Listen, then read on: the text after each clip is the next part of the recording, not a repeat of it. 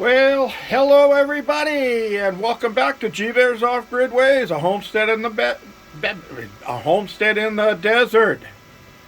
Yeah, I didn't post for 2 days here. Everybody must have been getting a little worried about what was going on. Well, we were attacked by high winds again, so I couldn't get out and shoot video because we had winds in the 30-mile-an-hour range, and just not good day for shooting. But I'm going to get in there another episode of the moving off grid necessities and needs and things like that. Okay, so Tony and Leanne from doing redneck things off grid sent me some links where they went online, and I was telling everybody, go ahead and, if you're going to be moving off grid, remember to get ahead and buy wire and buy terminal end connectors and things like that. And terminal end connectors are the ones I got right there. I bought at one of the local automotive stores. But Tony says that he shopped online and found some really good deals, really good pricing on the number 1 wire and the heat shrink tube and the eyelets or the terminals that the terminal connectors that you need. And he also found a crimping tool. Now, for those of you who know how to solder, I recommend you solder the ends on. For those of you who don't know how to solder or don't have the equipment for soldering, you'll definitely want to get one of the crimpers so you can crimp them. I've also seen people make their own crimpers by taking a large nut. Let's see if I got one laying around here. Maybe. I got a small one. Okay, there's a nut right there. Okay, now that's a small one, but you could take a large one and cut it in half with a 4-inch grinder wheel or with a hacksaw or whatever. Just cut it right in half, so you have 2 halves, and then you could put your 2 halves around the eyelet or the terminal and put it in a vise and clamp the vise down, and that will crimp it right on there for you. That's if you want to go through all that trouble. But I prefer to go the easy way. I bought a roll of solder here, and this is rosin core solder for wiring. And I had a little propane torch, which I've been looking for a few days. I can't figure out what I did with it. But anyway, I usually keep it up here on the shelf, but I use it for something else and I can't find it. Heat shrink tube. Okay, now you're going to need some blacks and some reds, and or you can just buy red wire and black wire. Now I'll be including those links in the description below so that you'll have those. One of the other wires you want to buy and have on hand is called PV wire, photovoltaic wire. Photovoltaic, VOLTAIC. And that's designed for specifically for solar panels. And that's for outdoors. You can use it in the sun, and the sun won't eat it up. Now, some of this wiring like I have here, this is just regular stranded wire, and it's got a plastic coating on it, but it's not designed to withstand the sun, so it falls apart. So these right here, the black and the red, that's photovoltaic wire. And there are 2 blacks in the center there. That's photovoltaic wire, and that's 10 gauge. So you can get it in 12 gauge and 10 gauge and 8 gauge.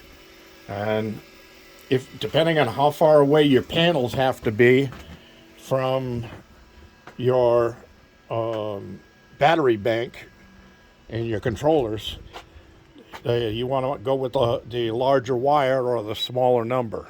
Okay, number 8 wire is bigger than number 10 wire. So this is all for security camera wire. It's called Siamese wire because it has a coax cable in the middle, and then it's got along the side of it, it's got a positive and negative to run the cameras. All right, that's another thing. But anyway, get yourself some, I recommend either 10 or 8 depending on how far away you are. The further you are, the bigger the wire you want. All right, you want to get some of these items, order some of these. Okay, I can use all of the technical terms for them, but I will be, in the future, I'll be leaving links in the description. I'm going to have a bunch of links to put in there today. But yeah, there's the ends that have to go onto the wire. And then these Type H connectors here, one is male, one is female. So what you want to do is take the nut off here, and there's on the inside there's a piece that slides over the wire, so that when you tighten it down, it makes it waterproof. Okay, so you want to get some of those for adding on, making your wires longer. Or if you buy Harbor Freight panels and you want to connect them up so that they can go to your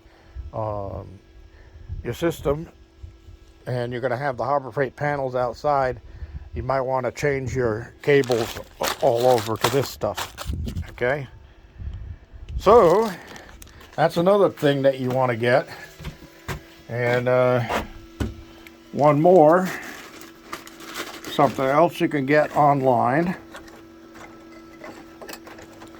Where are you? There you are. Is this little tool.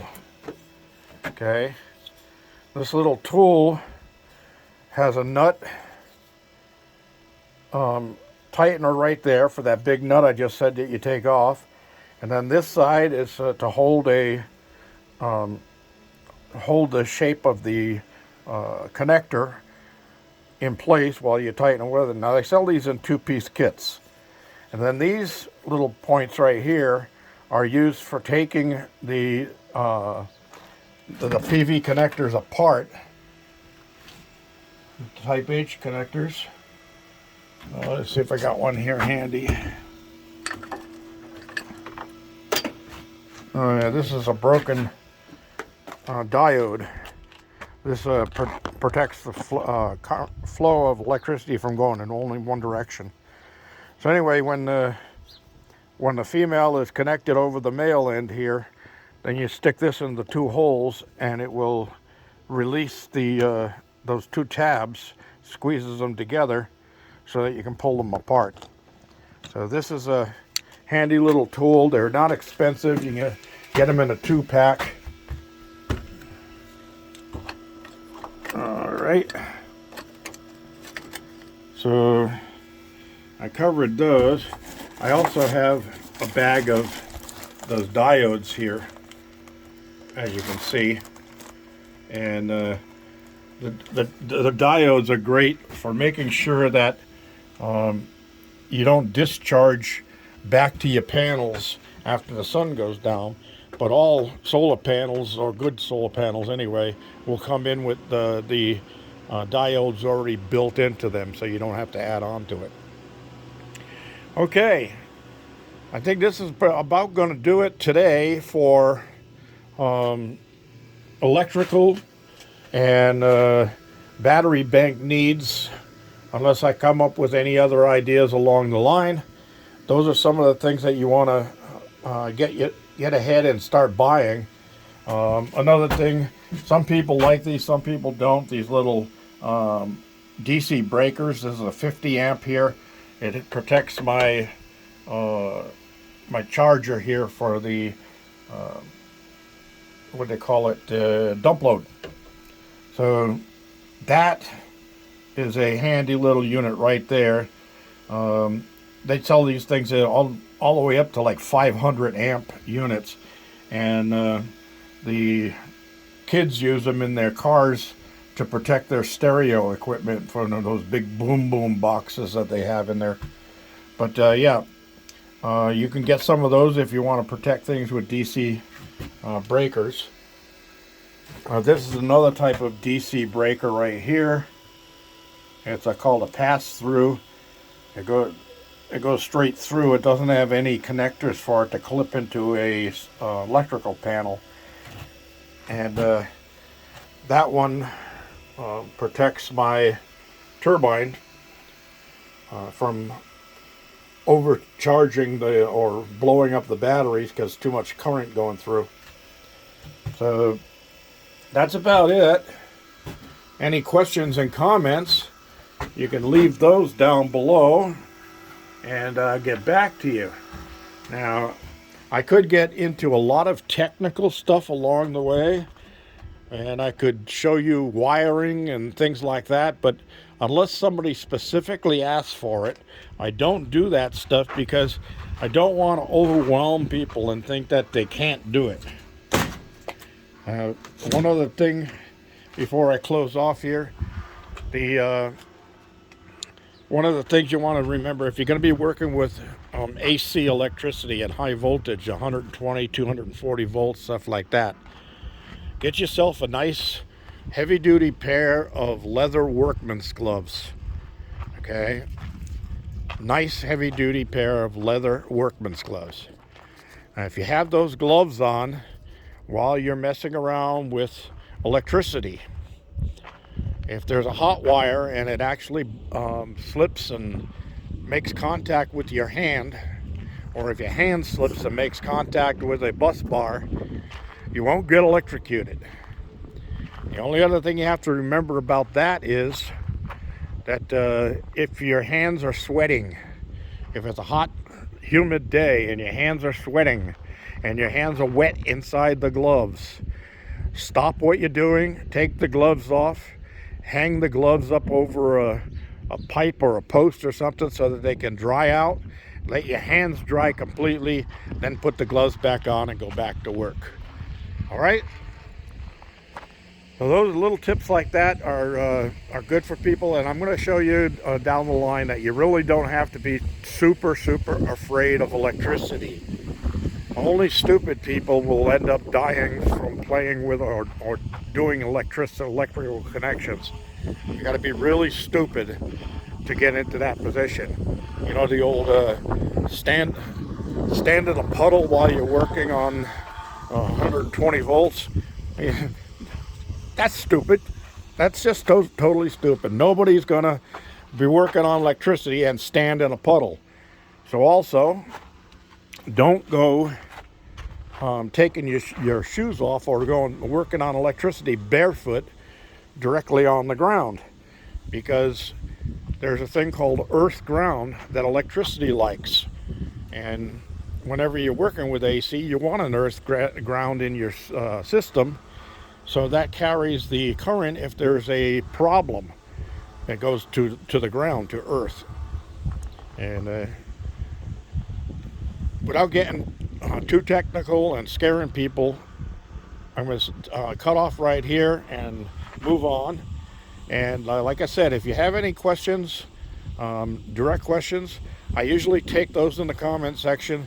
And if it's something that's going to be a little drawn out, I'll actually set up and do a video on it so that you can get a visual learning course on how to do that. Well, the winds are starting to come up again. I'm going to cut this video off. I'm going to head inside and get it posted. This is G-Bear reminding you, thumbs up, don't forget to share and subscribe, and save the video if you want to go back and look at it again. This is G-Bear signing off.